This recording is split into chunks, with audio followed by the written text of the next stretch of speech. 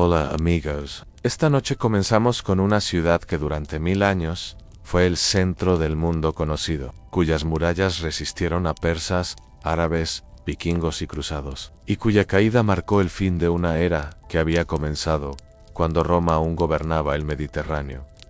Así que, antes de que te acomodes, tómate un momento para darle like al video y suscribirte. Pero solo si genuinamente disfrutas lo que hago aquí. Y déjame saber en los comentarios desde dónde estás escuchando y qué hora es para ti. Siempre es fascinante ver quién nos acompaña desde distintos rincones del mundo. Ahora, atenúa las luces. Quizás enciende un ventilador para ese suave murmullo de fondo. Y dejemos que esta travesía comience.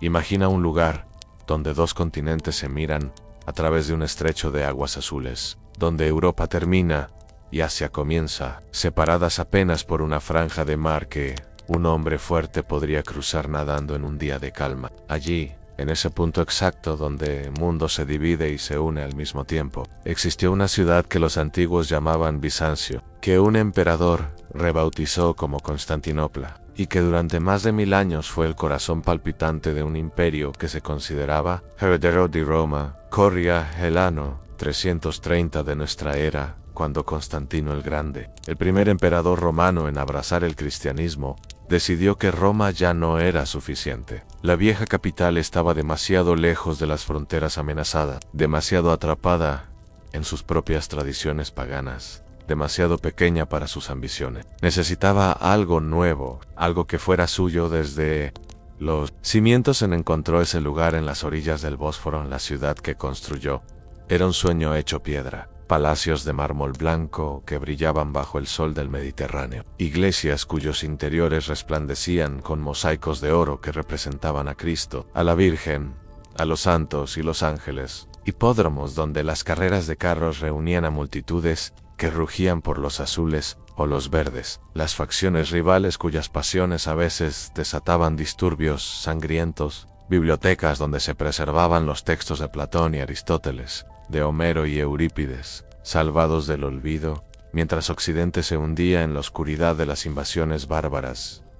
A mí, rodeando todo aquello, las murallas de Constantinopla, eran la maravilla militar del mundo antiguo. No una sola línea de defensa, sino tres en un foso profundo que podía llenarse de agua, un muro exterior de 8 metros de altura, y detrás, el muro interior que se alzaba 12 metros hacia el cielo, coronado por 96 torres, desde las cuales los arqueros podían disparar sobre cualquier atacante que lograra cruzar las primeras barreras. Teodosio II las había ordenado construir en el siglo V, y durante los siguientes 1000 años, ningún ejército logró atravesarlas.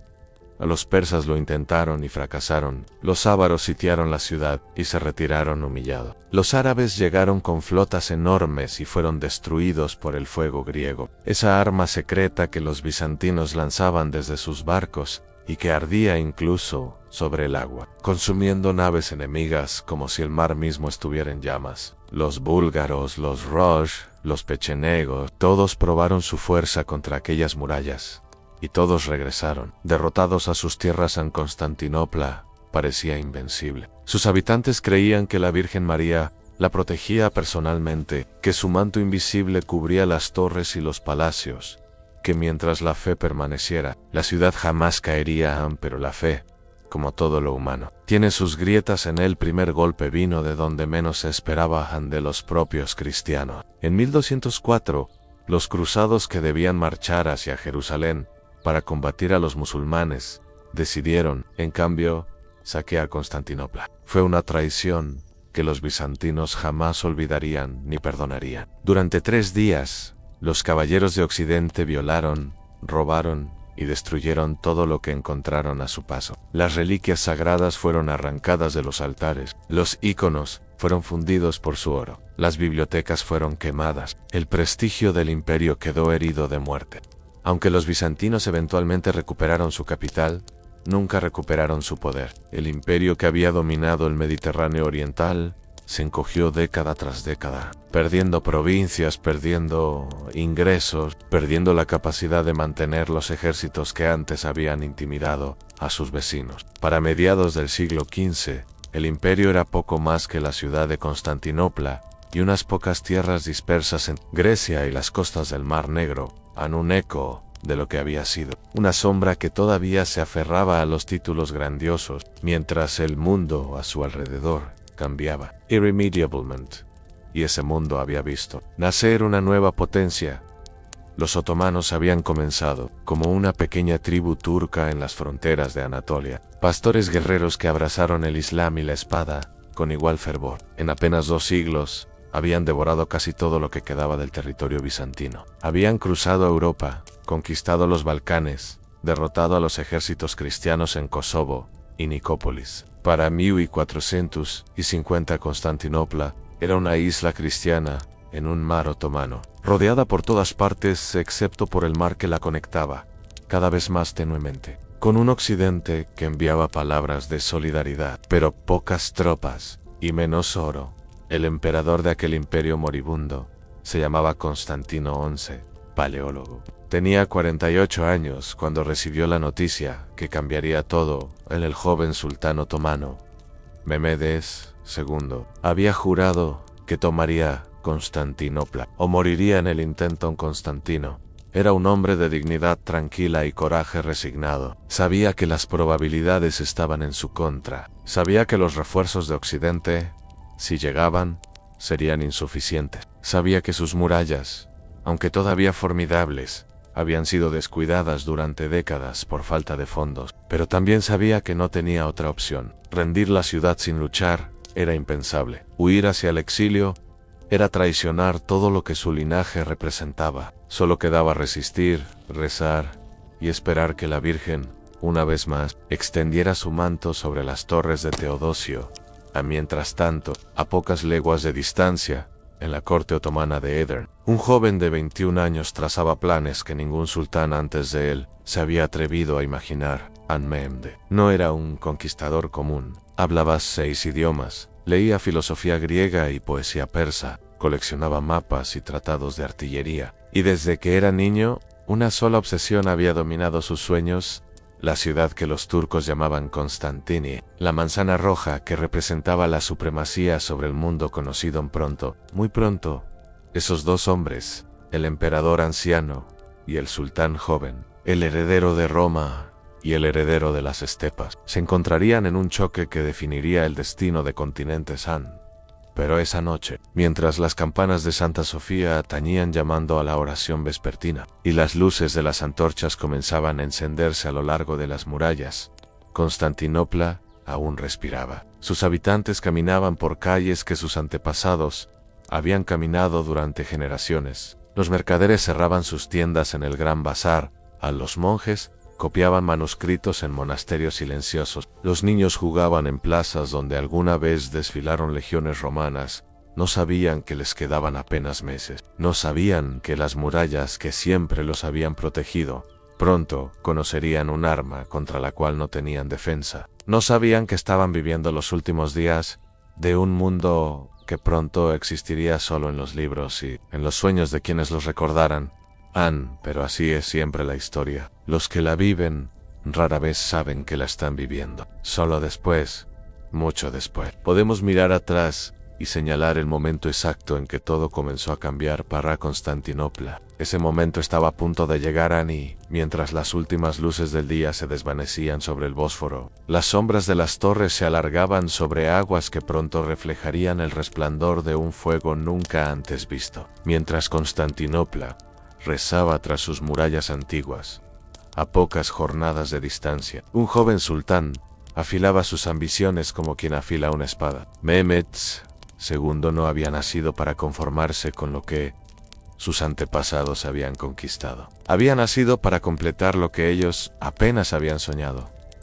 Tenía 21 años cuando ascendió al trono por segunda vez. La primera había sido un ensayo breve y humillante en su padre, Murad II, cansado de las guerras y las intrigas. Había abdicado en favor del muchacho cuando éste apenas tenía 12 años. Pero el niño sultán demostró ser demasiado impulsivo, demasiado inexperto, y cuando una cruzada cristiana amenazó las fronteras otomanas, Murad tuvo que regresar del retiro para salvar el imperio que había construido. La victoria en Varna, donde los otomanos aplastaron a los cruzados, y el rey de Hungría murió atravesado por lanzas turcas. Fue de Murad, no de Mehmed. Y el joven príncipe tuvo que esperar, observar, aprender, mordiendo su orgullo, en silencio.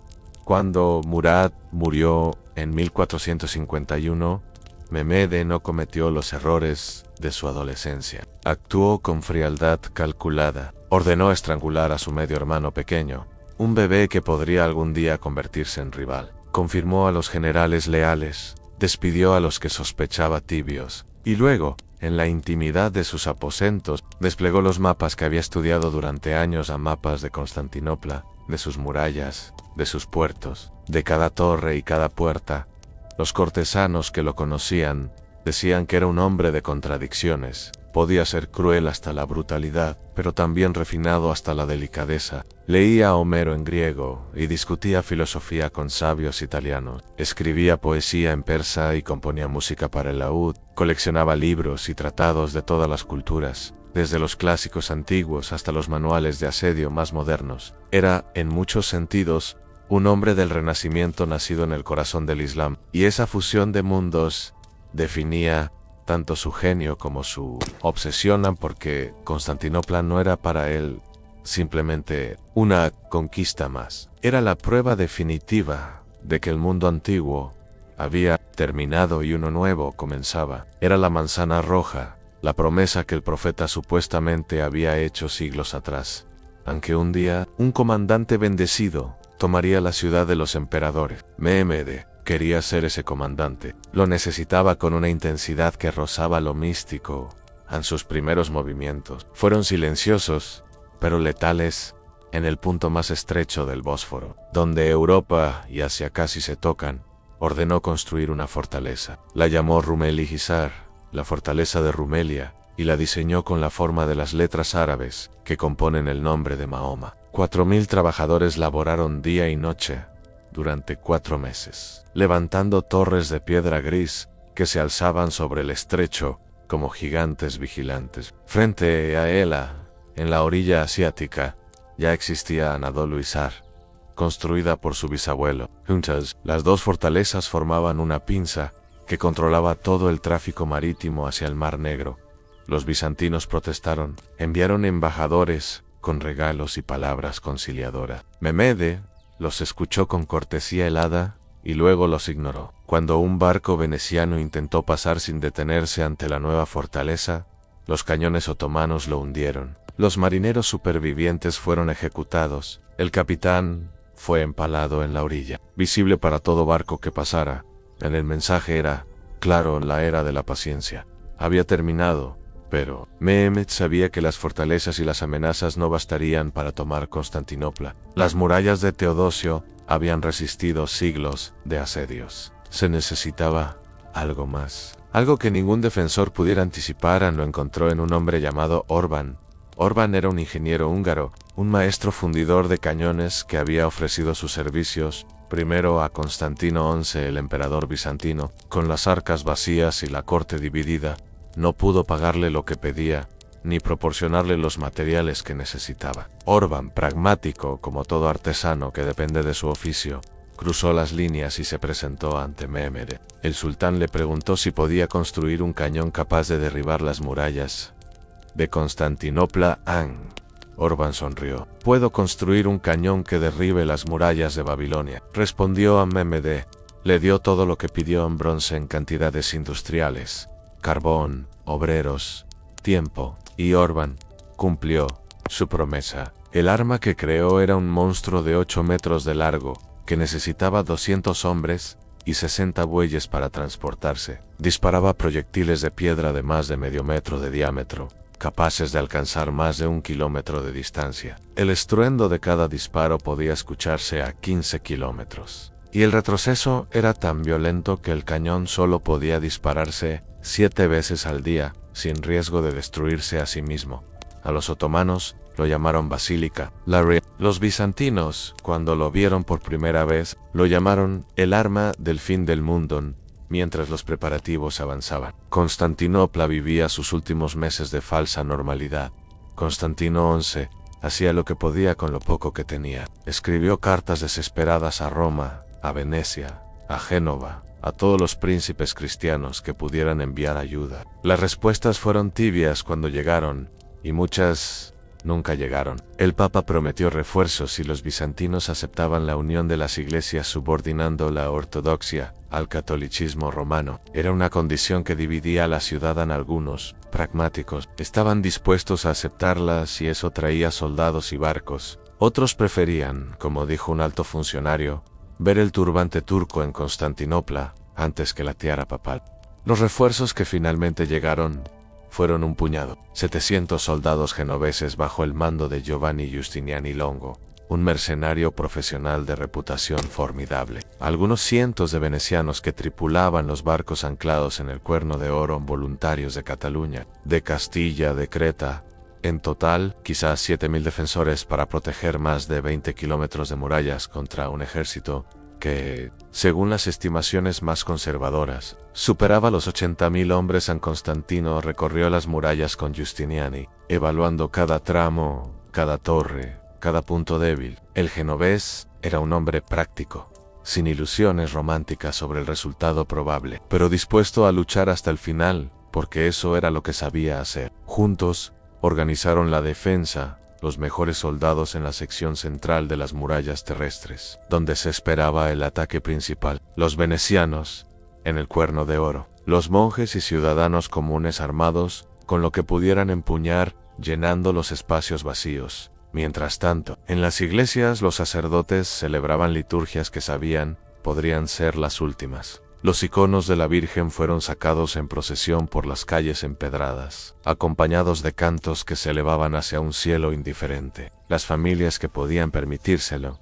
enviaron a sus hijos en los pocos barcos que aún partían hacia islas griegas o costas italianas. Los que se quedaron, la mayoría, porque no tenían a dónde ir, rezaron, almacenaron agua y grano, y esperaron el 6 de abril de 1453. El ejército otomano apareció frente a las murallas andes de las torres. Los vigías vieron primero el polvo en una nube parda, que se alzaba sobre las colinas del oeste, oscureciendo el sol de la tarde. Luego escucharon los tambores, un latido profundo y constante que parecía salir de la tierra misma. Y finalmente vieron a los hombres en columnas interminables de infantería, caballería, carros cargados de provisiones, Guay en el centro, arrastrado por docenas de bueyes que avanzaban con lentitud agonizante. El cañón gigante de Orban and Mehmede cabalgaba al frente, vestido con armadura de acero pulido, montado en un caballo blanco que brillaba bajo los últimos rayos del día. Tenía 21 años, el rostro afilado,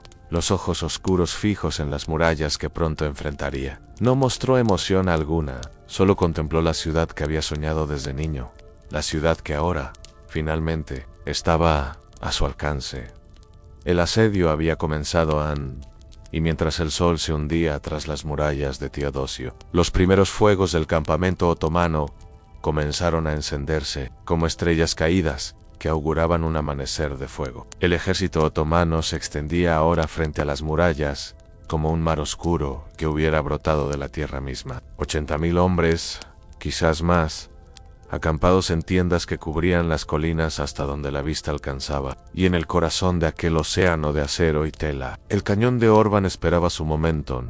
Los primeros días del asedio transcurrieron en una calma extraña, casi irreal. Los otomanos establecían sus posiciones, cavaban trinchera, arrastraban sus piezas de artillería hacia los puntos designados. Desde las torres, los defensores observaban aquella actividad incesante con una mezcla de terror y fascinación. Algunos veteranos habían sobrevivido a asedios anteriores, pero ninguno había visto nada semejante. Esto no era un ejército, era una ciudad entera que había venido a devorar otra ciudad.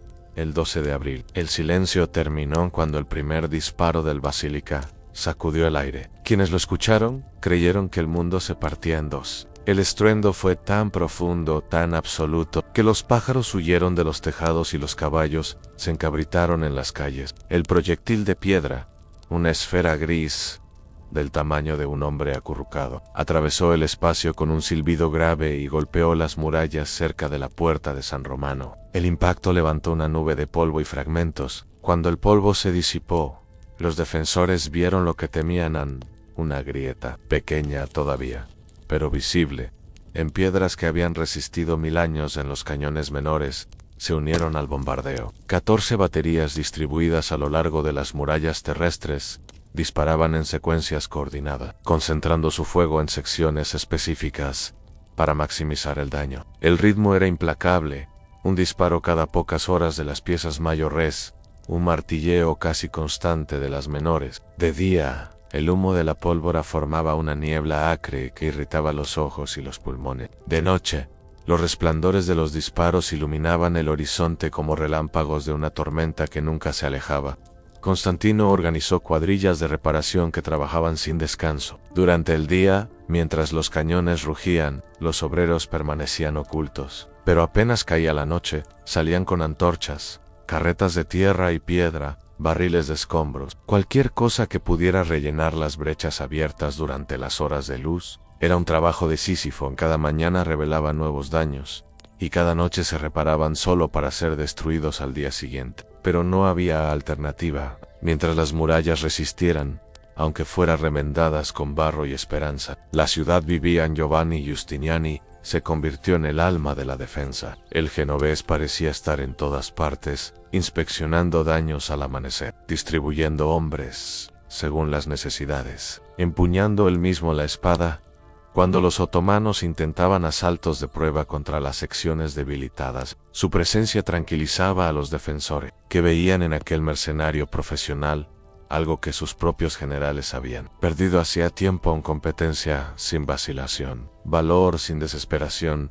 Pero Giustiniani sabía lo que pocos se atrevían a decir en voz alta. Los números no mentían. Cada día que pasaba, los defensores perdían hombres que no podían reemplazar. Cada brecha reparada era un poco más débil que la anterior. Las reservas de pólvora menguaban, las flechas se agotaban, y el ejército otomano, inmenso e indiferente a sus propias bajas, seguía llegando como una marea que nunca retrocede en el 20 de abril. Mehmed intentó algo que nadie había creído posible: el Cuerno de Oro. La bahía natural que protegía el flanco norte de Constantinopla estaba bloqueado por una enorme cadena de hierro que los bizantinos habían tendido de orilla a orilla. Los barcos otomanos no podían entrar. Sin control del Cuerno, el asedio quedaba incompleto. Los venecianos y genoveses que tripulaban las naves bizantinas podían moverse libremente, reabastecer las defensas costeras, incluso lanzar ataques contra las posiciones turcas. San Mehmed decidió que si no podía atravesar la cadena, la rodearían en una sola noche. Los otomanos construyeron un camino de tablas engrasadas que cruzaba la colina de Galat, desde el Bósforo hasta el Cuerno de Oro. Y por ese camino, arrastrados por miles de hombres y bueyes, transportaron 70 barcos, no pequeñas embarcaciones de pesca, sino galeras de guerra completas, con sus mástiles, sus remos, sus cañones. Las arrastraron por tierra como si fueran carros, las deslizaron por las pendientes engrasadas, y al amanecer del 21 de abril, los defensores que vigilaban el Cuerno vieron algo que parecía salido de una pesadilla. Una flota otomana flotando en aguas que debían ser seguras, apuntando sus cañones hacia los barrios desprotegidos de la ciudad. El golpe fue devastador para la moral bizantina. Lo que antes era un refugio ahora era otro frente de batalla. Los pocos barcos cristianos quedaron atrapados, incapaces de maniobrar contra una flota que los superaba en número, y los hombres que defendían las murallas marítimas, hasta entonces relativamente tranquilos, ahora debían vigilar con la misma atención que sus compañeros en las murallas terrestres.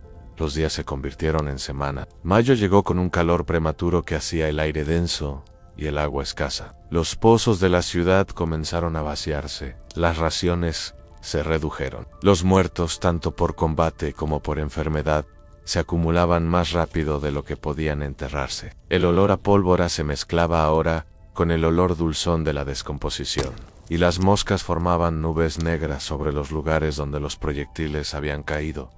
Pero Constantinopla resistía. Cada amanecer, Constantino caminaba por las murallas, saludando a los defensores, agradeciéndoles, prometiéndoles que la ayuda llegaría. No sabía si era verdad, Los mensajeros que había enviado Occidente no habían regresado. Las naves que debían traer refuerzos no aparecían en el horizonte, pero mentir era parte de su deber ahora, porque la verdad, que estaban solos, que nadie vendría, que esto era el fin, habría destruido lo que quedaba de esperanza en las iglesias. Los sacerdotes celebraban liturgias continuas. Los iconos más sagrados fueron llevados en procesión una vez más, paseados a lo largo de las murallas como talismanes vivos. Se decía que mientras la Virgen de Hadagitria permaneciera en la ciudad, Constantinopla no caería. Pero incluso esa reliquia antigua, pintada supuestamente por San Lucas, parecía impotente contra el trueno de los cañones San Mehmed. Mientras tanto,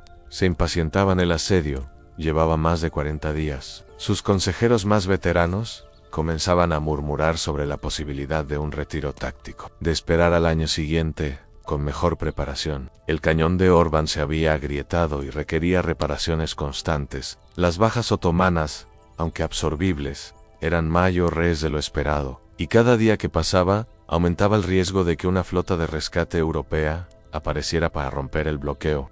Pero Mehmed no había venido hasta allí para retirarse. Había jurado tomar la ciudad o morir en el intento. Y no era un hombre que hiciera juramentos vacíos. En el 26 de mayo, convocó a su consejo de guerra. Anunció que el asalto final tendría lugar en 3 días. Prometió a sus tropas 3 días de saqueo libre si tomaban la ciudad. Y envió un último mensaje a Constantino, ofreciéndole la vida y un territorio para gobernar si rendía Constantinopla sin más. Derramamiento de sangre.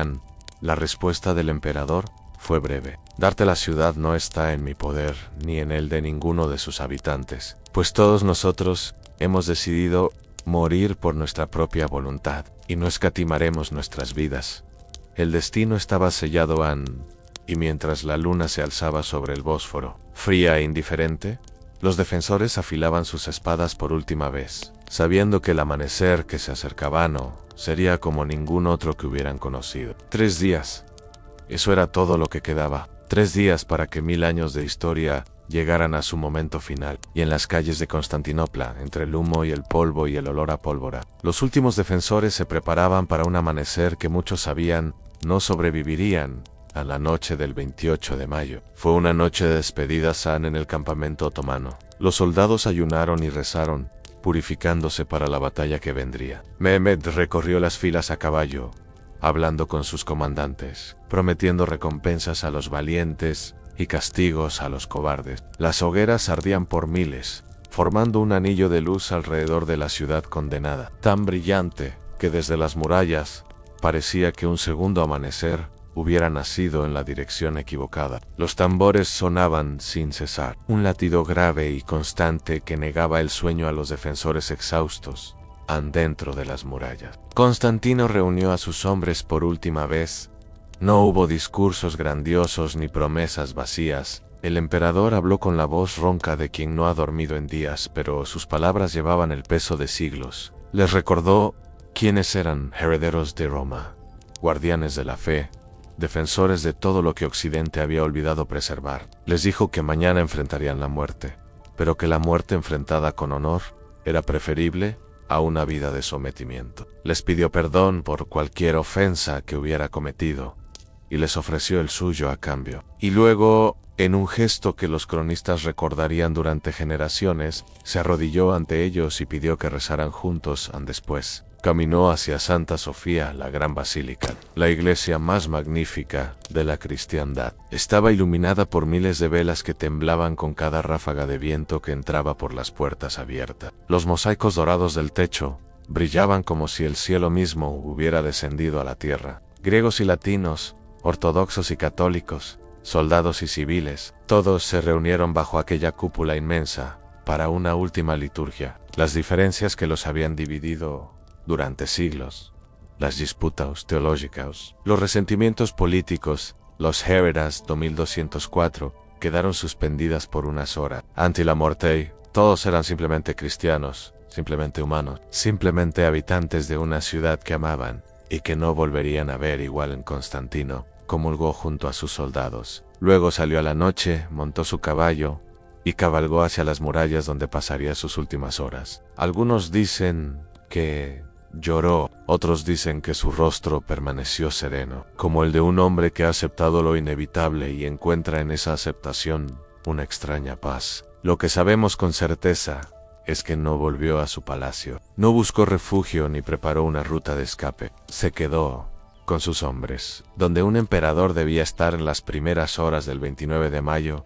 transcurrieron en una oscuridad tensa, interrumpida solo por el resplandor de las hogueras enemigas y el sonido distante de los tambores. Luego, aproximadamente a la 1:30 de la madrugada, los tambores callaron, el silencio fue peor que el ruido, y entonces, como si la tierra misma hubiera exhalado, el asalto comenzó. An-Memde había organizado el ataque en oleada. Primero envió a los irregulares, los Bashibeza, tropas mal armadas y peor entrenadas, cuya función era agotar a los defensores antes de que llegaran las fuerzas de élite. Venían por miles, gritando, trepando escaleras improvisadas, lanzándose contra las murallas como una marea humana. Los defensores los rechazaron con flechas, piedras, aceite hirviendo, todo lo que tenían a mano. Los cuerpos se amontonaban al pie de las murallas, pero seguían llegando más, siempre más. Después de 2 horas de carnicería, Mehmed ordenó la retirada de los irregulares y envió a los regulares de Anatolia. Estos eran soldados profesionales, disciplinados, mejor equipados. Atacaron con escalas más largas, con arietes contra las puertas, con un orden que los Bashibazuks no habían conocido. Giustiniani dirigía la defensa en la sección más crítica, cerca de la puerta de San Romano, donde los cañones habían abierto las brechas más anchas. Sus hombres luchaban con la energía de la desesperación, impulsando escalas, atravesando con lanzas a los que lograban subir, tapando con sus propios cuerpos los huecos que la artillería había abierto. El combate duró otra hora. Los otomanos seguían sin romper las defensas. Entonces Mehmed jugó su última carta en los jenízaros. Avanzaron al son de sus propios tambores, marchando en formación cerrada hacia las murallas destrozadas. Eran la élite del ejército otomano, esclavos cristianos convertidos al Islam y entrenados desde la infancia para la guerra. No conocían el miedo porque no conocían otra vida. No retrocedían porque retroceder significaba la muerte. Venían frescos, descansados, mientras los defensores llevaban horas luchando sin pausa, con los brazos ardiendo de fatiga y los ojos nublados por el humo y el sudor. El choque fue terrible. Los jenízaros treparon las brechas con una determinación que rayaba en lo inhumano. Por primera vez, los defensores comenzaron a ceder terreno. Giustiniani luchaba en primera línea cuando una bala de arcabuz, o quizás un fragmento de metralla, lo alcanzó en el pecho. La herida no era necesariamente mortal, pero el genovés, agotado y sangrando, pidió que lo sacaran de las murallas para recibir tratamiento en Constantino. Le suplicó que se quedara. Sabía que la moral de los defensores pendía de un hilo, y que la partida de Giustiniani podía romperlo, pero el mercenario estaba demasiado herido para seguir luchando. Lo cargaron hacia la retaguardia, y cuando los soldados vieron a su comandante alejarse, algo se quebró en ellos. Nadie sabe exactamente cómo cayó la ciudad.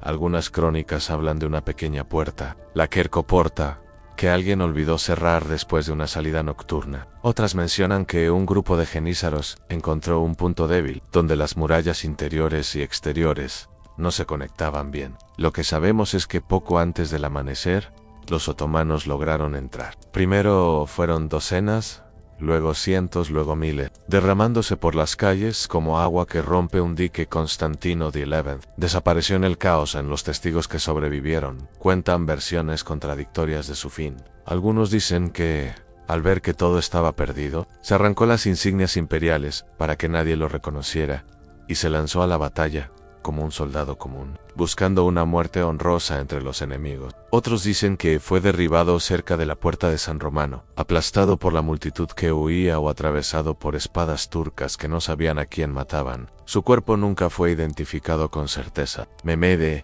ordenó buscarlo entre los cadáveres, pero entre tantos muertos, tantos rostros desfigurados por la violencia, fue imposible encontrar al último emperador de Bizancio.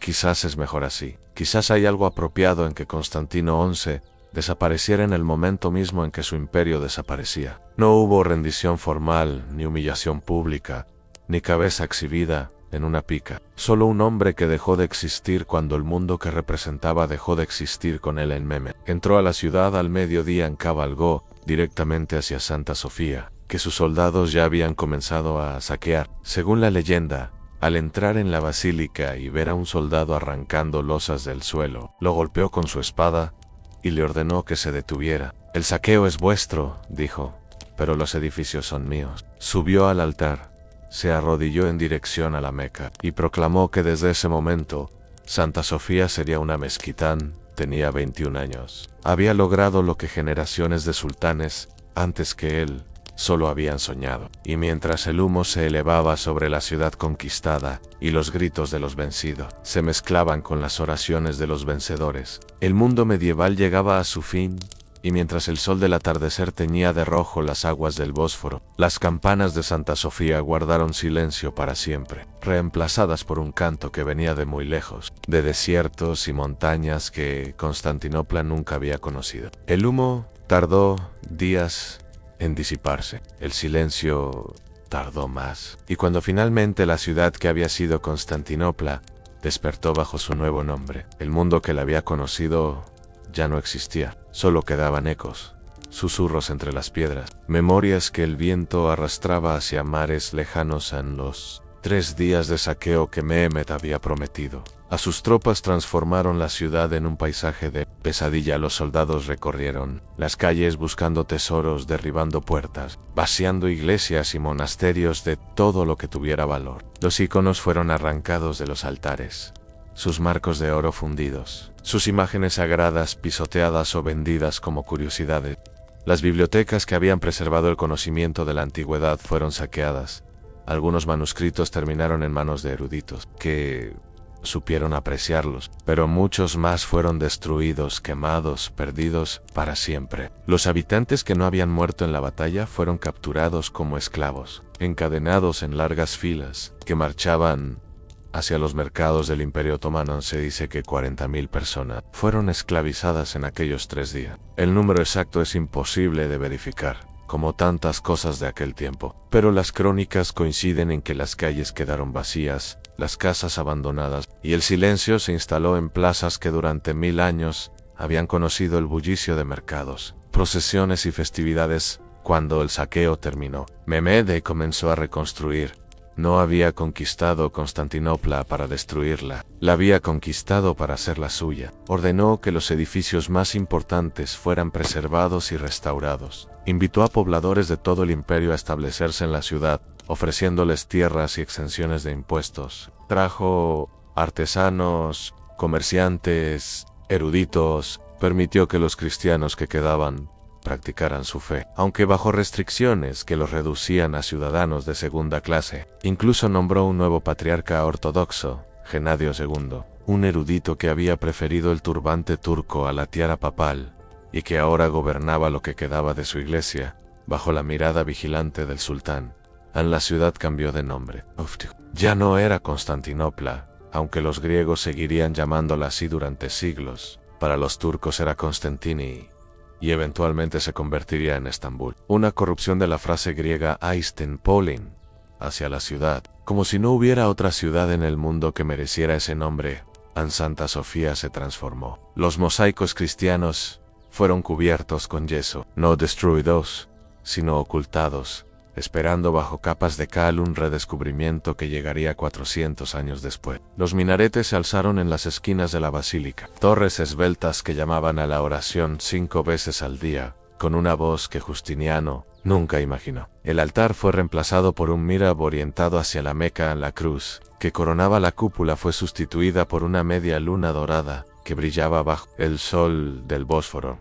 Y sin embargo, algo de Bizancio sobrevivió en los eruditos que huyeron hacia Italia, llevando consigo manuscritos, conocimientos, la lengua griega que Occidente había olvidado. Llegaron a Venecia, a Florencia, a Roma, y allí encontraron mecenas hambrientos de sabiduría antigua, los textos de Platón y Aristóteles, de Homero y Tucídides, preservados durante siglos en las bibliotecas de Constantinopla. Se tradujeron al latín y alimentaron el renacimiento que ya despertaba en las ciudades italianas. Hay historiadores que sostienen que la caída de Constantinopla no mató la cultura bizantina, sino que la dispersó como semillas al viento, permitiéndole germinar en tierras nuevas.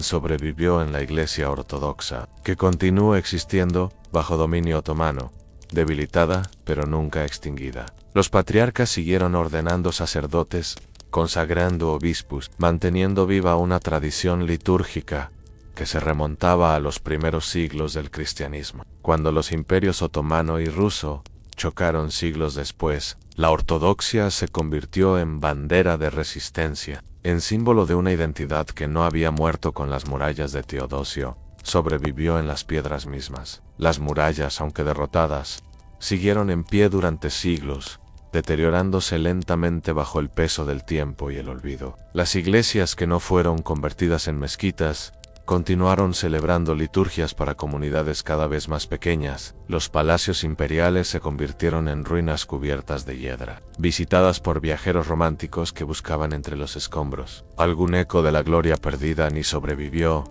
en la memoria para el mundo cristiano. La caída de Constantinopla fue un trauma que tardó generaciones en procesarse. Los papas predicaron cruzadas que nunca llegaron a organizarse. Los poetas escribieron lamentos por la ciudad perdida. Los profetas anunciaron que aquella derrota era castigo divino por los pecados de la humanidad, o preludio del fin de los tiempos, que seguramente estaba cerca. La fecha del 29 de mayo de 1453 se grabó en la conciencia colectiva de Europa, como el día en que algo irreemplazable se perdió para siempre. Para los griegos, la herida fue aún más profunda. Durante 400 años vivieron bajo dominio otomano, soñando con una restauración que parecía imposible. Las canciones populares hablaban del último emperador, de cómo no había muerto realmente, sino que dormía convertido en mármol bajo la tierra, esperando el momento de despertar y reconquistar su ciudad. Cuando Grecia finalmente obtuvo su independencia en el siglo XIX, Constantinopla seguía en manos turcas. Y sigue estándolo hoy. Una ausencia que todavía duele en el corazón de quienes recuerdan a Mehmed. Por su parte, gobernó 30 años más después de su conquista, expandió el imperio hacia los Balcanes y Anatolia, construyó palacios y mezquitas, patronó las artes y las letras. Los historiadores lo llaman el conquistador, pero él prefería verse como heredero de los emperadores romanos, cuyo trono había usurpado. Coleccionaba retratos de Alejandro Magno y Julio César. Invitó a artistas italianos a pintar su imagen. Soñaba con conquistar Roma misma y unificar bajo su dominio. Los dos imperios que habían dividido el mundo antiguo, murió en 1481, durante una campaña militar cuyo destino exacto desconocemos. Algunos dicen que marchaba hacia Italia, otros hacia Persia. Tenía 49 años, la misma edad aproximada que Constantino XI, cuando cayó defendiendo sus murallas. El conquistador y el conquistado unidos por la simetría del tiempo y la mortalidad, que iguala a todos los hombres hoy. Si caminas por las calles de Estambul, todavía puedes encontrar fragmentos de aquel mundo perdido. A las murallas de Teodosio siguen en pie, restauradas en algunos tramos, ruinosas en otros, recorridas por turistas que fotografían piedras, sin saber cuánta sangre absorbieron. Santa Sofía, después de ser mezquita durante 5 siglos y museo durante 80 años, es nuevamente mezquita, y las multitudes que la visitan caminan sobre suelos que pisaron emperadores y sultanes, santos y conquistadores. El cuerno de oro refleja los mismos cielos que reflejaba cuando la flota otomana apareció en sus aguas, y el Bósforo sigue fluyendo entre dos continentes, indiferente a los imperios que nacen y mueren en sus orillas. Quizás eso es lo que queda al final de todas las historias de grandeza y caída: a la tierra que permanece, el agua que fluye, el cielo que observa. Los hombres construyen murallas y las murallas caen. Los hombres rezan a sus dioses y los dioses callan. Los hombres luchan y mueren, creyendo que sus causas son eternas. Y luego, el viento barre sus cenizas hacia el mar, pero algo permanece. Siempre permanece algo en las piedras que todavía recuerdan, en las palabras que todavía contamos, en las noches como esta. Cuando alguien en algún lugar del mundo escucha la historia de una ciudad que cayó hace más de 500 años, y por un momento solo por un momento. Esa ciudad vuelve a vivir en Constantinopla, existió en Amón, rezó, luchó en Cayón, y mientras haya alguien que recuerde, nunca morirá del todo. Duerme ahora, duerme tranquilo, y si en tus sueños ves murallas que se alzan contra un cielo de amanecer, si escuchas campanas que tañen sobre aguas azules, si sientes el peso de siglos en el aire que respiras, no tengas miedo, son solo los ecos de quienes estuvieron antes, susurrando sus historias a quienes todavía quieren escuchar. Buenas noches, amigos, donde quiera que estén, y así, mientras las últimas brasas de esta historia se apagan suavemente, el Bósforo sigue brillando bajo la luna, guardando en sus aguas el reflejo de Imperiosk. Fueron polvo y sueño y polvo, a las murallas duermen, a las campanas callanan, pero el eco de aquella ciudad, la que fue centro del mundo, la que cayó un martes de mayo, cuando la primavera apenas florecía, sigue viajando a través del tiempo, suave como un susurro, eterno como la luz que atraviesa el agua, descansa. Ahora la historia ha terminado, pero en algún lugar, siempre, otra historia comienza. Hay algo en el mar que llama a los hombres. No es solo el agua, aunque el agua es vida, y los primeros asentamientos humanos siempre buscaron ríos, lagos, costas donde beber y pescar, es algo más profundo. Es el horizonte que nunca termina, esa línea donde el cielo besa el agua y que parece prometer que, más allá, hay algo, siempre algo, esperando ser descubierto. La mayoría de los pueblos antiguos miraron ese horizonte y sintieron miedo. El mar era caprichoso, impredecible, lleno de tormentas y monstruos y abismos sin fondo. Mejor quedarse en tierra firme, donde los pies conocen el suelo y los ojos pueden ver el camino. Pero hubo otros. Hubo quienes miraron el mismo horizonte y sintieron no miedo, sino deseo. Deseo de saber que había más allá. Deseo de ir donde nadie había ido. Deseo de convertir lo desconocido en hogar. Esta es la historia de 3 de esos pueblos.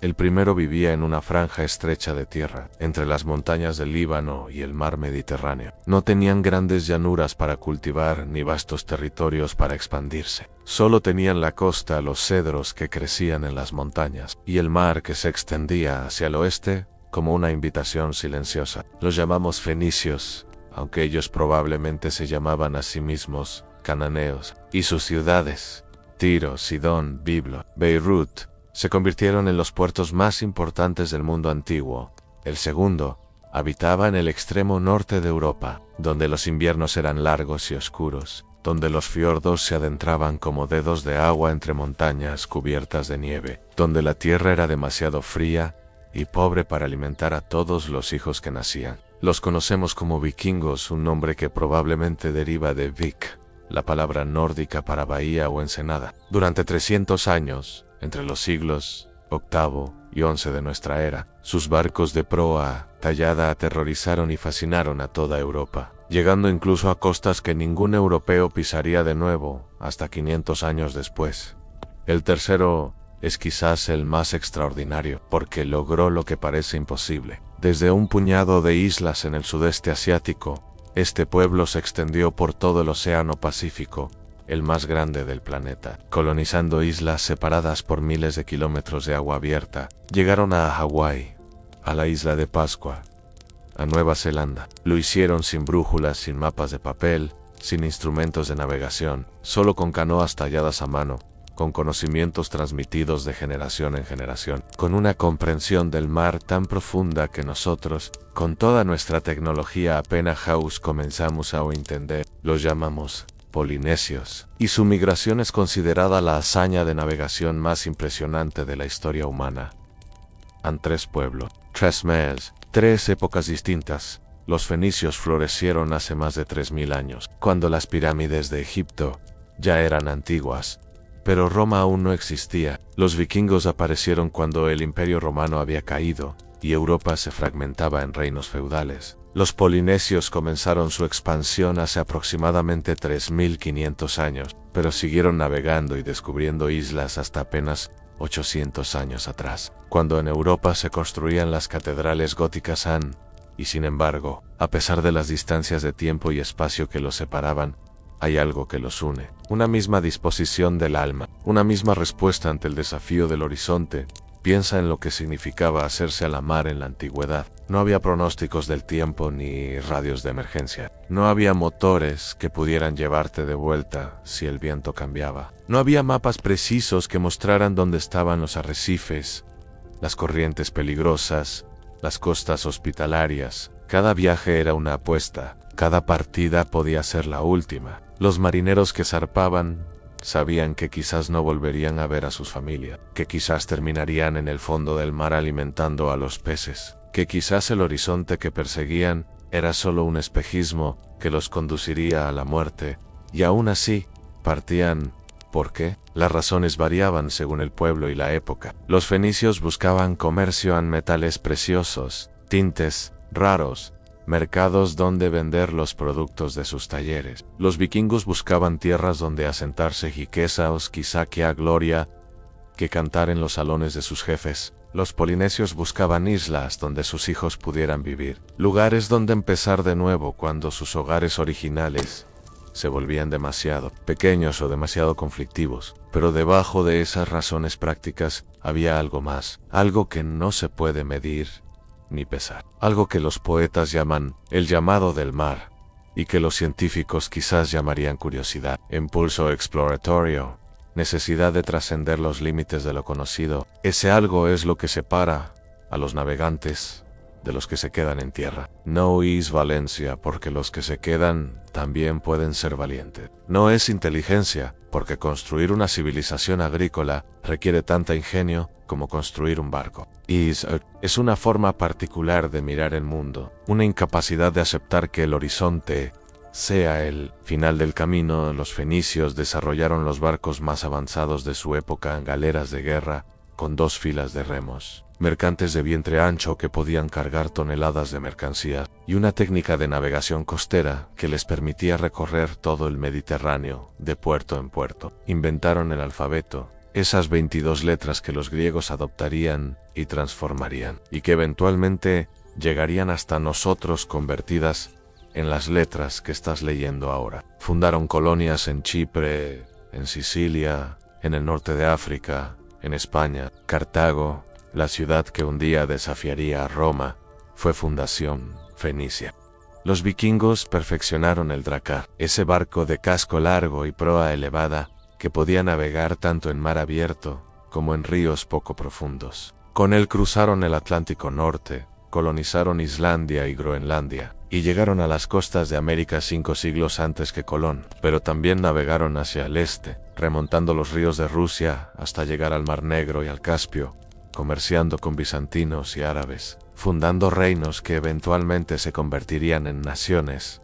A los polinesios construyeron canoas dobles unidas por una plataforma, capaces de transportar familias enteras con sus animales, sus plantas, sus herramientas. Navegaban leyendo las estrellas, las corrientes, el color del agua, el comportamiento de los pájaros, la forma de las olas que rebotaban contra islas distantes. Llevaron cerdos, perros, gallinas y plantas de taro a islas que nunca habían conocido la agricultura. Transformaron el Pacífico, el océano más vacío y más vasto, en un mundo habitado. En esta noche comenzaremos con los fenicios, los primeros en dejar su huella en la historia escrita. Pero antes de adentrarnos en sus puertos de cedro y púrpura, quiero que recuerdes algo. Quiero que recuerdes que cada civilización marítima comenzó con un solo momento, el momento en que alguien miró el mar y decidió que no era un obstáculo, sino una oportunidad. El momento en que el miedo cedió ante la curiosidad. El momento en que un ser humano empujó su embarcación hacia las olas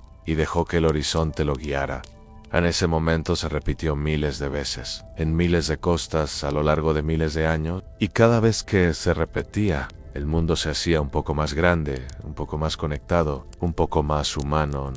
Y mientras las primeras estrellas aparecían sobre el Mediterráneo antiguo, en los puertos de Tiro y Sidón se encendían antorchas que guiarían a los navegantes de vuelta a casa, o quizás hacia mundos que aún no tenían nombre. En el extremo oriental del Mediterráneo, donde las montañas del Líbano descienden hacia el mar en terrazas cubiertas de bosques antiguos, nacieron Las ciudades que enseñarían al mundo a navegar, Tiro, Sidón, biblos en nombres que hoy suenan lejanos, pero que durante siglos fueron sinónimos de riqueza, ingenio y aventura.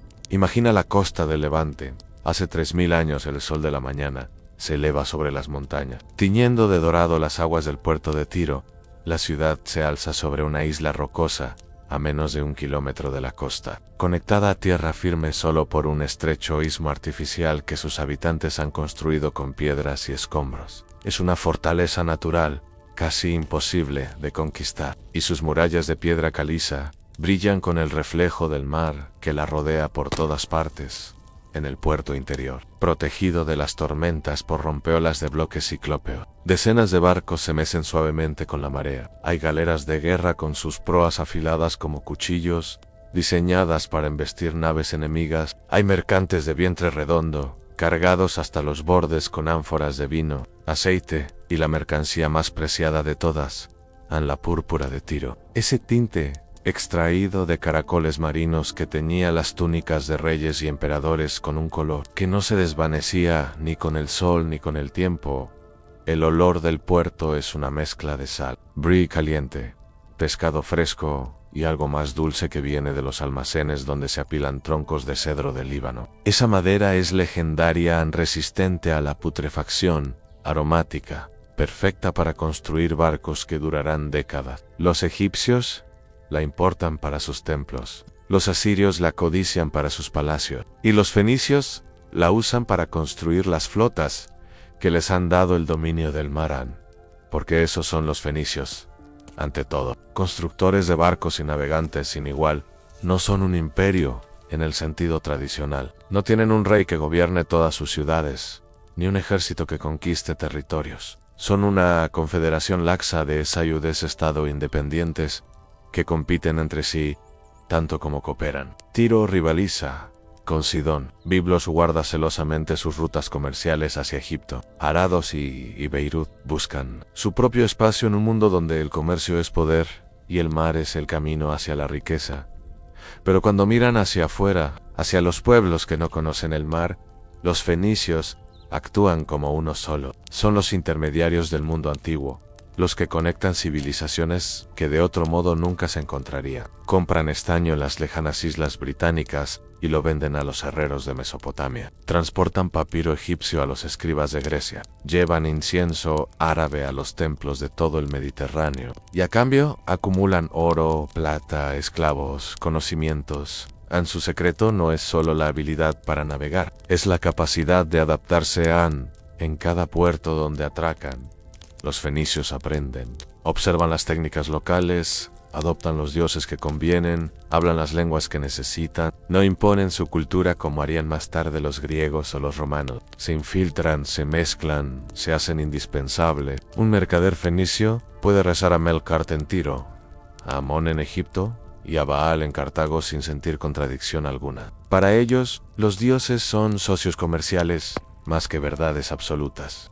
Esta flexibilidad les permite llegar más lejos que cualquier otro pueblo de su tiempo hacia el año 1100 antes de nuestra era. Mientras los grandes imperios del bronce, los hititas, los micénicos, los egipcios del Reino Nuevo, colapsaban bajo el peso de invasiones y catástrofes, los fenicios florecieron, llenaron el vacío que dejaron los gigantes caídos. Donde antes había rutas comerciales controladas por palacios imperiales, ahora había redes de mercaderes independientes, y los fenicios estaban en el centro de todas ellas.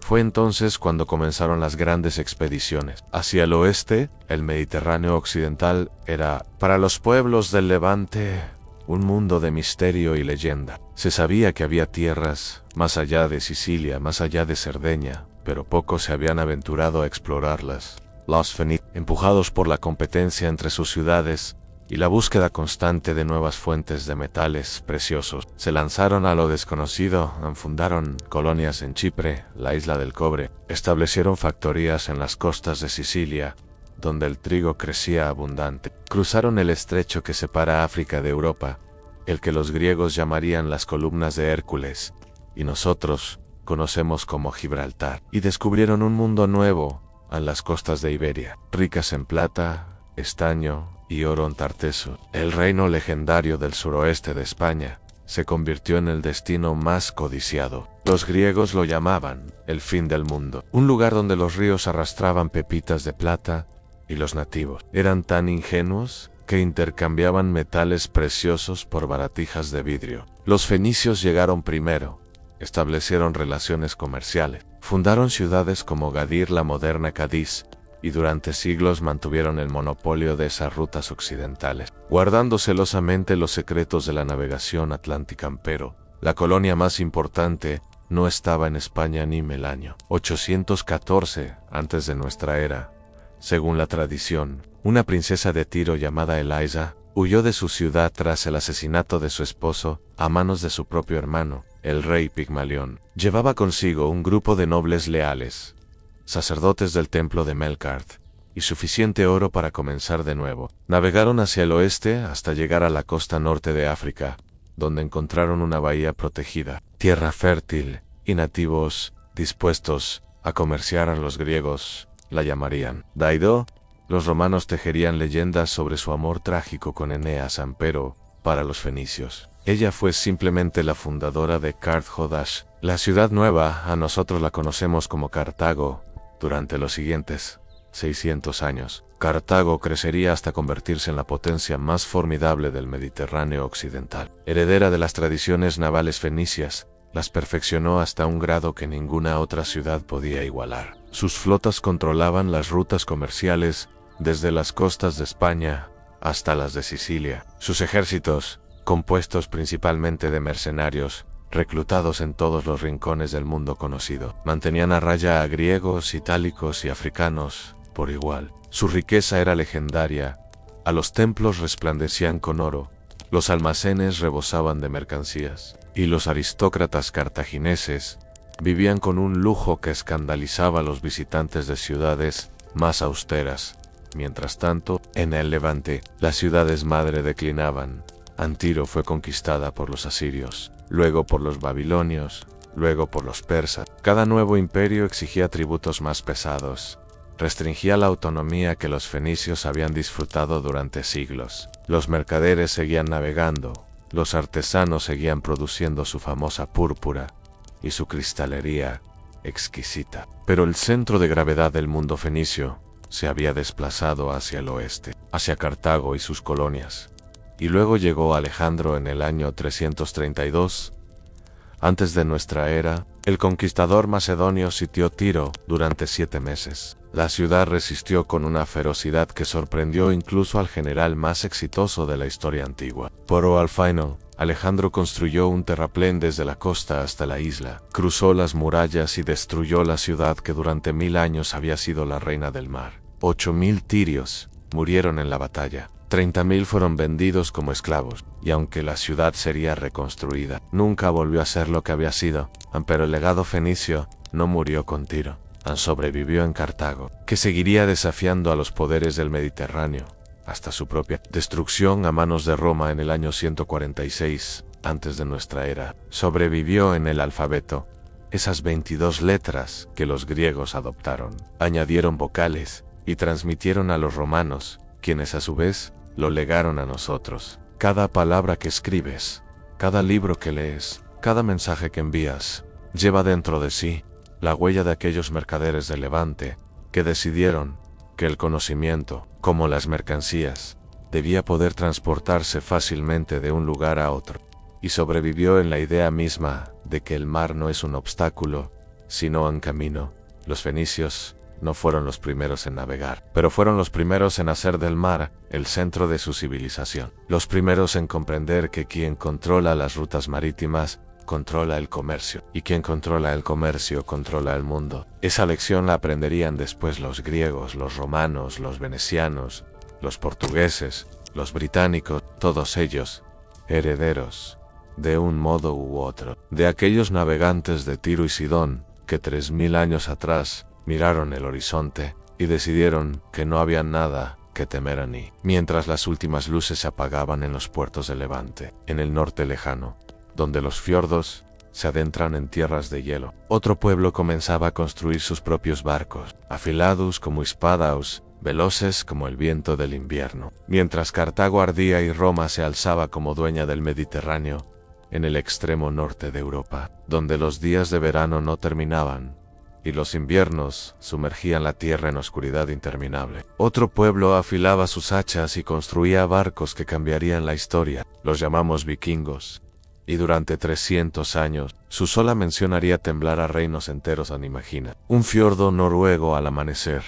El agua está tan quieta que parece un espejo de plata líquida, reflejando los acantilados que se elevan verticales a ambos lados, cubiertos de pinos oscuros y manchas de nieve que nunca terminan de derretirse. El aire es frío, cortante, con ese olor a sal y resina que define las costas escandinavas. En la orilla, donde una playa de guijarros grises se encuentra con el bosque, una aldea de casas largas humea suavemente. El humo se eleva recto hacia el cielo pálido, porque no hay viento esta mañana. Y el silencio es tan profundo que puedes escuchar el graznido de las gaviotas a kilómetros de distancia.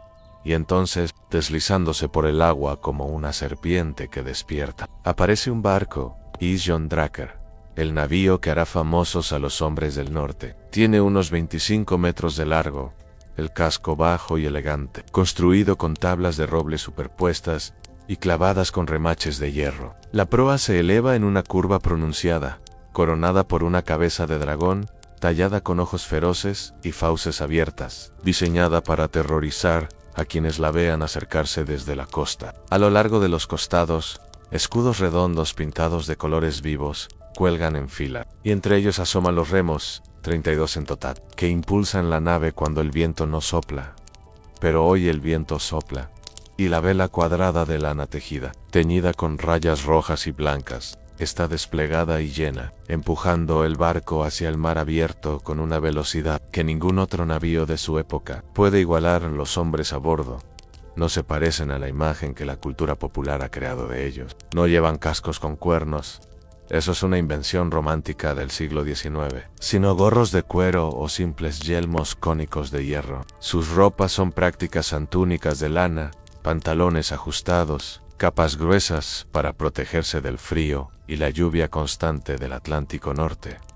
Algunos llevan espadas, el arma más prestigiosa, reservada para los jefes y los guerreros más ricos. Otros cargan hachas de mango largo, el arma preferida del vikingo común, barata de fabricar y devastadoramente efectiva. Todos llevan cuchillos al cinto, herramienta tanto como arma y usados para todo, desde cortar comida hasta rematar enemigos caídos. Son granjeros. La mayoría pescadores, artesanos, hombres, que durante la mayor parte del año cultivan la tierra difícil de Escandinavia, crían cerdos y ovejas, reparan sus casas y sus barcos. Pero cuando llega el verano y los mares se calman lo suficiente para navegar, algunos de ellos se transforman en algo diferente. Se convierten en vikingos. Una palabra que probablemente significa hombres de las bahías o quizás hombres de las expediciones, y que designa no a un pueblo sino a una actividad.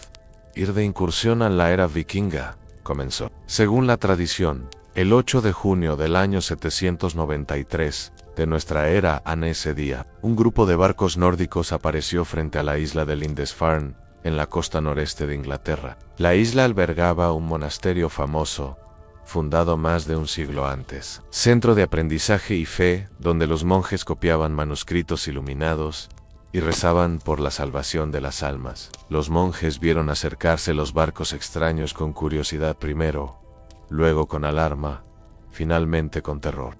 Los vikingos desembarcaron, saquearon el monasterio, mataron a algunos monjes, esclavizaron a otros, y se llevaron todo lo que tenía valor: calesas de oro, relicarios de plata, manuscritos cuyas cubiertas, enjoyadas, valían más que su contenido para hombres que no sabían leer latín. Luego se marcharon tan rápido como habían llegado, desapareciendo en el mar, antes de que ninguna fuerza de defensa pudiera organizarse.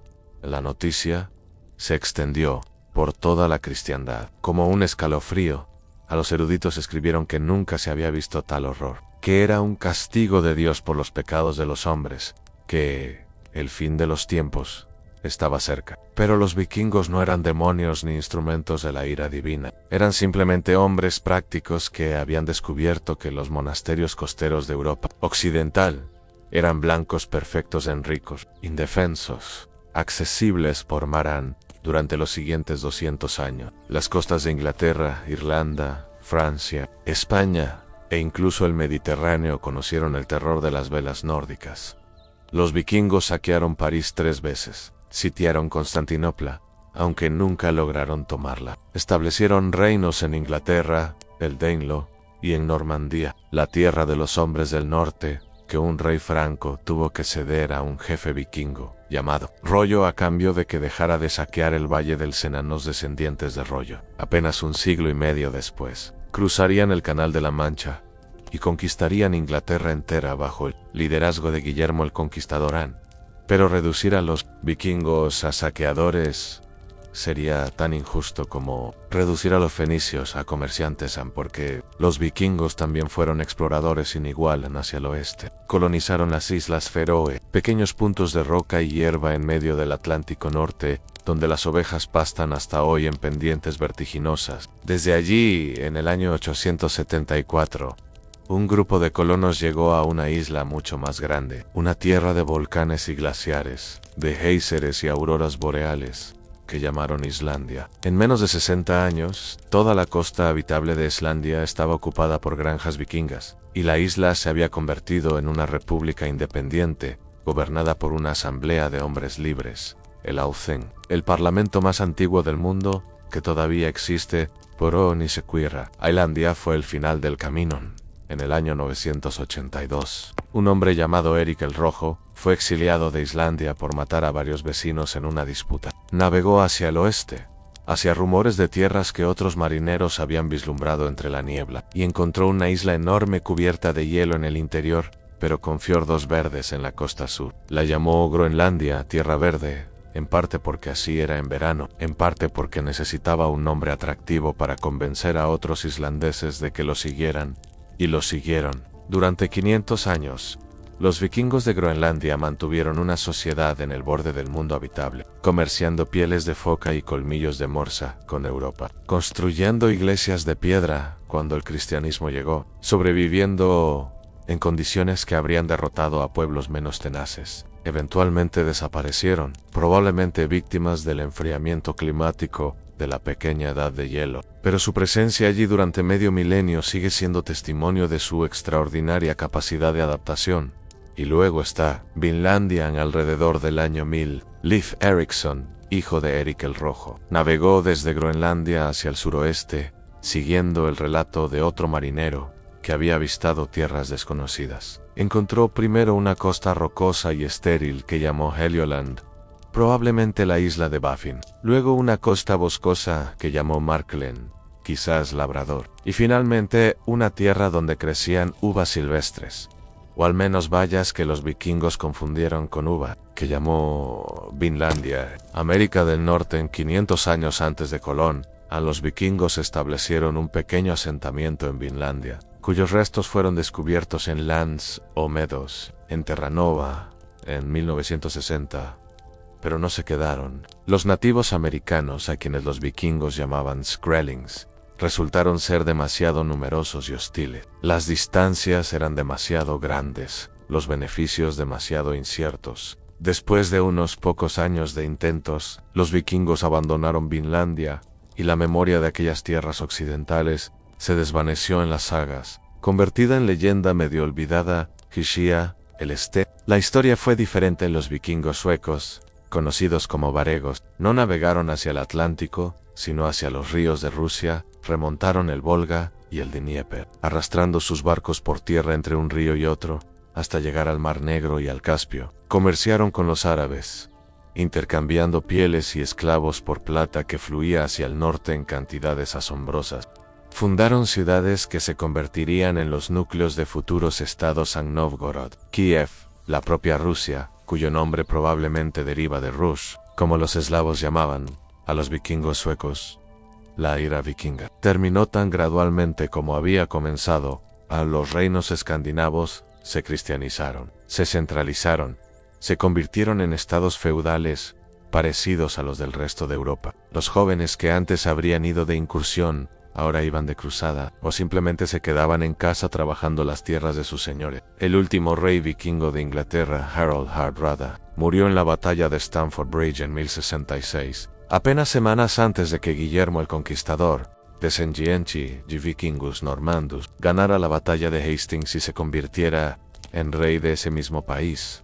Los dracos dejaron de surcar los mares, las cabezas de dragón dejaron de aterrorizar las costas, pero el legado vikingo sobrevivió en los genes de medio continente, en las palabras que los idiomas europeos absorbieron del nórdico antiguo, en los nombres de lugares desde Yorkshire hasta Sicilia, y en la idea misma de que no hay mar demasiado grande ni tierra demasiado lejana para quien tiene el coraje de navegar hacia lo desconocido en ir. Mientras las últimas velas vikingas desaparecían en la bruma del norte, al otro lado del mundo, en un océano que ningún europeo conocía, otro pueblo llevaba siglos navegando distancias que harían palidecer incluso a los más audaces hombres del norte. Mientras los vikingos conquistaban el Atlántico Norte con sus drakes de proa tallada, al otro lado del planeta, en un océano que cubría más de un tercio de la superficie terrestre, otro pueblo realizaba hazañas de navegación que desafían la comprensión. Sin brújulas, sin mapas, sin instrumentos de metal, los polinesios tejieron una red de rutas marítimas que conectaba islas separadas por miles de kilómetros de agua vacía. Imagina, el Pacífico no el Pacífico de los mapas modernos, ese azul uniforme salpicado de nombres familiares. Imagina el Pacífico como lo veían quienes lo cruzaron por primera vez, un abismo infinito de agua y cielo, donde el horizonte se extendía en todas direcciones, sin ofrecer ningún punto de referencia, donde las tormentas podían surgir sin aviso, y donde perderse significaba morir de sed, bajo un sol implacable, rodeado de agua que no podías beber, en 165 millones de kilómetros cuadrados, más grande que todos los continentes juntos, tan vasto que podrías colocar toda la masa terrestre del planeta dentro de él, y todavía sobraría espacio. Y dispersas en esa inmensidad, como motas de polvo en una catedral, islas, algunas grandes, como Nueva Zelanda o Hawái, otras diminutas, apenas atolones de coral que apenas se elevan sobre el nivel del mar, separadas por distancias que abruman la imaginación, en 3.700 kilómetros entre Hawái y las Marquesas, 4.000 entre Tahití y Nueva Zelanda, más de 7.000 entre las islas de la Polinesia Occidental y la remota Rapa Nui, la isla de Pascua, el lugar habitado más aislado del planeta, y sin embargo, hace más de 1000 años, todos esos puntos diminutos estaban conectados por rutas que los navegantes polinesios conocían de memoria. La historia de la expansión. Polinesia comienza mucho antes de los vikingos, incluso antes de los fenicios, hace aproximadamente 5000 años. Un pueblo de navegantes y agricultores comenzó a dispersarse, desde las costas del sudeste asiático hacia las islas del Pacífico Occidental. Los arqueólogos los identifican por su cerámica distintiva, decorada con patrones geométricos hechos con peines dentados, y los llaman la cultura lapita. Desde Taiwán o las Filipinas, se extendieron hacia Melanesia, hacia las Islas Salomón, hacia Vanuatu y Nueva Caledonia, llevando consigo cerdos, perros, gallinas y las plantas que cultivarían en sus nuevos hogares. Hacia el año 1000 antes de nuestra era, habían llegado a Fiji, Tonga y Samoa. Allí se detuvieron durante casi 1000 años. La expansión se pausó. Los polinesios occidentales perfeccionaron sus técnicas de navegación, desarrollaron sus tradiciones culturales y se convirtieron en el pueblo que hoy conocemos. Y luego, por razones que los historiadores todavía debaten, algo cambió. Quizás la presión demográfica se volvió insoportable. Quizás disputas políticas empujaron a los perdedores a buscar nuevas tierras. Quizás simplemente el deseo de explorar, ese mismo impulso que movió a fenicios y vikingos, encontró su expresión más audaz en las canoas de doble casco que los polinesios habían perfeccionado. Que siguió fue la migración más extraordinaria de la historia humana entre los ecos 300 y 1200 de nuestra era. Los polinesios colonizaron casi todas las islas habitables del Pacífico Central y Oriental. Llegaron a las Marquesas, a Tahití y a las Islas Cook. Desde allí se dispersaron en todas direcciones hacia el norte, hasta Hawái, hacia el sureste, hasta Rapa Nui hacia el suroeste, hasta Nueva Zelanda, la última gran masa terrestre en ser colonizada por humanos.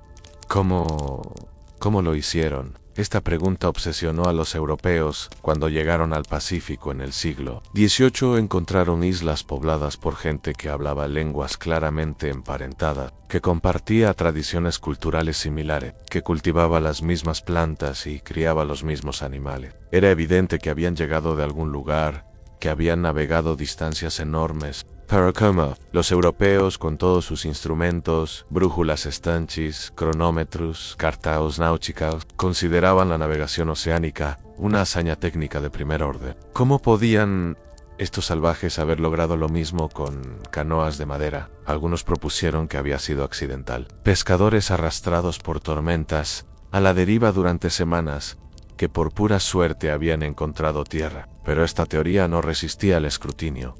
A los viajes accidentales no explican cómo llegaron cerdos y plantas de cultivo a islas remotas, ni cómo se establecieron poblaciones viables que claramente venían preparadas para colonizar. La verdad era más simple y más asombrosa. Los polinesios eran navegantes intencionales, poseedores de un sistema de conocimiento náutico tan sofisticado como cualquier otro en el mundo, solo que completamente diferente. Los europeos navegaban con instrumentos que medían ángulos y posiciones, reduciendo el océano a números y coordenadas. Los polinesios navegaban con sus cuerpos y sus sentidos, leyendo el mar como quien lee un libro escrito en un idioma que solo ellos comprendían.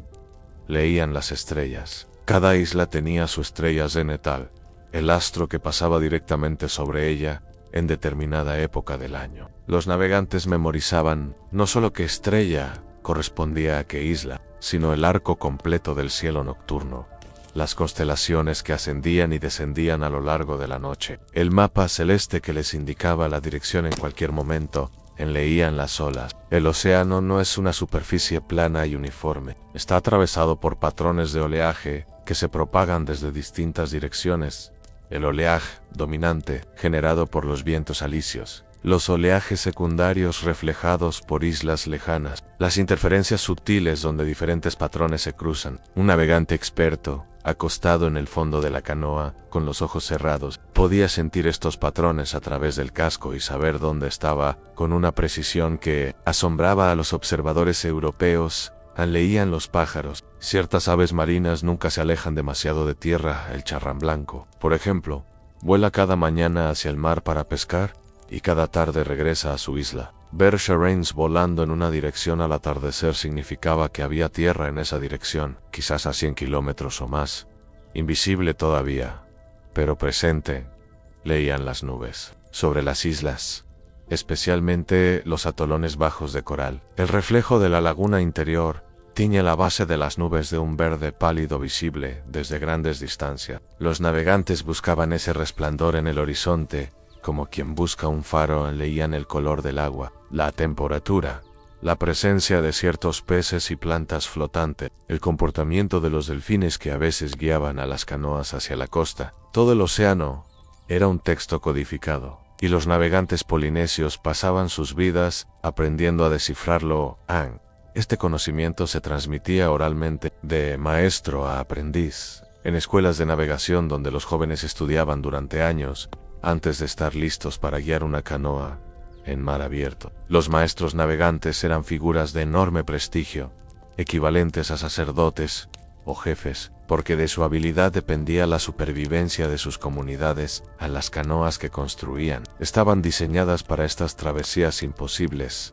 Eran canoas dobles, dos cascos unidos por una plataforma central donde se almacenaban provisiones, animales, plantas, familias enteras, con todo lo necesario para comenzar una nueva vida en una isla desconocida. Podían medir más de 20 metros de largo y transportar decenas de personas durante semanas de navegación. Las velas, tejidas con hojas de pandano, se ajustaban a vientos de distintas direcciones, mediante un sistema ingenioso que permitía navegar no solo a favor del viento, sino en ángulos que los europeos consideraban imposibles para embarcaciones sin quila. Con estas canoas y estos conocimientos, los polinesios conquistaron el Pacífico Llegaron a Hawái alrededor del año 400 de nuestra era, navegando más de 3.000 kilómetros desde las Marquesas contra los vientos alisios dominantes. Una hazaña que requería no solo habilidad, sino una planificación meticulosa, esperando las raras ventanas climáticas que permitían el viaje. Llegaron a Nueva Zelanda alrededor del año 1250, descubriendo una tierra fría y boscosa tan diferente de sus islas tropicales, que tuvieron que reinventar casi completamente su modo de vida, abandonando muchos cultivos que no crecían en el clima templado y aprendiendo a cazar las aves gigantes que habitaban los bosques, y llegaron a Rapa Nui, la isla de Pascua, quizás alrededor del año 1200 a 1000 personas, tal vez menos, navegando más de 2000 kilómetros desde la Polinesia Central hasta un punto diminuto en el océano más grande del mundo. Allí, aislados del resto de la humanidad durante siglos, construyeron los moais, esas estatuas colosales que miran hacia el interior de la isla con ojos que una vez fueron de coral blanco, monumentos a una civilización que floreció y colapsó en el aislamiento más absoluto. El contacto europeo, cuando llegó en el siglo XVIII, fue devastador para los polinesios. Las enfermedades diezmaron poblaciones que no tenían inmunidad. Los misioneros suprimieron tradiciones que consideraban paganas. Las escuelas de navegación se cerraron, y el conocimiento acumulado durante milenios comenzó a desvanecerse como las estelas de espuma que dejan las canoas en el agua, pero no desapareció del todo en las últimas décadas. Un movimiento de revitalización cultural ha rescatado las técnicas antiguas. En 1976, una canoa tradicional llamada Hochol navegó desde Hawái hasta Tahití, usando solo métodos polinesios de navegación, demostrando que las hazañas de los antiguos no eran mitos sino realidades perfectamente reproducibles. Desde entonces, la Hokulea ha circunnavegado el globo, y una nueva generación de navegantes polinesios aprende los secretos que sus abuelos casi olvidaron. En el mar que una vez fue camino vuelve a serlo. Las estrellas que una vez fueron guía vuelven a brillar con propósito. Y la memoria de aquellos primeros navegantes que se atrevieron a cruzar el abismo más grande del mundo con solo madera, fibra y conocimiento, vuelve a inspirar a quienes comprenden que los límites que nos imponemos son casi siempre más pequeños que los límites reales del mundo. Ahí, mientras el sol se hundía en el Pacífico, tiñendo el agua de oro y púrpura, las canoas de los antiguos navegantes seguían viajando, no ya sobre las olas, sino a través del tiempo, hacia un futuro que apenas comenzamos a comprender. Tres Moraes, tres maneras de mirar el horizonte y decidir que no era el final del camino sino el comienzo. Los fenicios con su púrpura y su alfabeto, los vikingos con sus drakers y sus sagas, los polinesios con sus estrellas y sus canoas. Todos ellos se han ido, y sin embargo, todos ellos permanecen. Hay noches, dicen los marineros, en que el mar parece recordar noches en que la luna llena transforma la superficie del agua en un espejo de plata líquida, y el viento amaina hasta convertirse en un susurro apenas perceptible, y el silencio se vuelve tan profundo que puedes escuchar tu propio corazón latiendo en el pecho. En Noshisoshi, si navegas por el Mediterráneo oriental, cerca de las costas donde una vez se alzaron Tiro y Sidón, dicen que puedes sentir algo en el aire, una presencia anímica, como si los fantasmas de aquellos primeros navegantes todavía surcaran estas aguas, llevando cargamentos de cedro y púrpura hacia puertos que ya no existen. Lo mismo dicen los pescadores de los fiordos noruegos, cuando el sol de medianoche baña las montañas de una luz dorada que parece venir de otro tiempo. Hablan de drakors que aparecen en la niebla, con sus proas de dragón y sus velas cuadradas, navegando hacia el oeste como lo hacían hace 1000 años, hacia Islandia, hacia Groenlandia, hacia esa Vinlandia que el mundo olvidó durante 5 siglos, y en las noches claras del Pacífico, cuando las estrellas brillan con una intensidad que los habitantes de las ciudades ya no conocen. Los ancianos de las islas todavía señalan hacia el cielo y nombran las constelaciones que sus antepasados usaban para navegar. Aquella es Hokiopa, la estrella fija del norte. Aquella es Niu, el pulpo celestial, cuyas 8 patas apuntan hacia distintas islas. Aquel grupo es Macali, las Pléyades, cuya aparición en el horizonte marcaba el comienzo de la temporada de navegación en los pueblos del mar.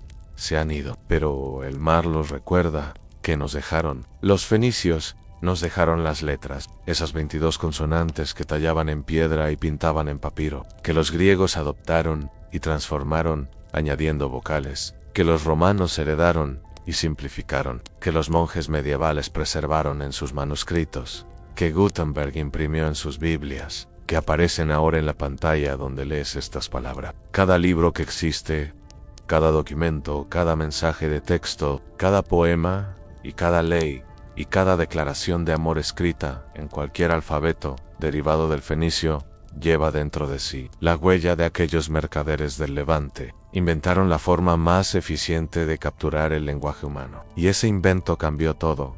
Nos dejaron también la idea del comercio como civilización. Antes de los fenicios, los imperios se expandían por conquista. Los faraones, los asirios, los gitetes, todos medían su poder en territorios sometidos y pueblos esclavizados. Los fenicios demostraron que había otra manera, que se podía ser poderoso sin ser grande, rico sin ser brutal, influyente sin ser conquistador. Sus colonias no eran guarniciones militares, sino factorías comerciales, lugares donde se intercambiaban bienes e ideas, donde culturas diferentes se encontraban y se mezclaban.